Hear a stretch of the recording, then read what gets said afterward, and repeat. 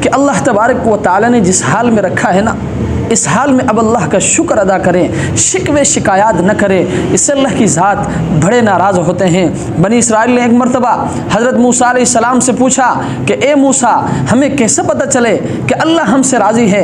मूसा अलैहिस्सलाम ने फरमाया, मैं कोहितूर पर जाऊँगा, अल्लाह के सामने ये बात रखूँगा।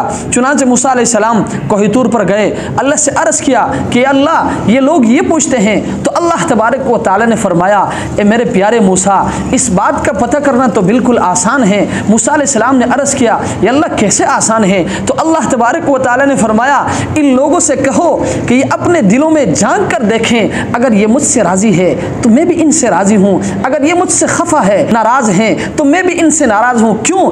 इसलिए कि जब कोई बंदा अल्लाह से नाराज़ होता है, अल्लाह से खफा होता है, तो वो शिकवे शिकायत करता है। तो जिस बंदे के ज़बान पर आप शिकवे देखें ना, तो आप ये समझ लें कि ये अल्लाह से नाराज़ हैं। जब ये अल्लाह से नाराज़ हैं तो अल्लाह भी इनसे नाराज़ हैं। इसलिए मेरे दोस्तों, अल्लाह को मनाओ, अल्लाह से राज़ी रहो। अल्लाह तबारक व तआला ने जिस हाल में रखा है, आप इस हाल में अल्लाह का शुक्र अदा करें, अल्लाह की नियामतों का शुक्र अदा करें।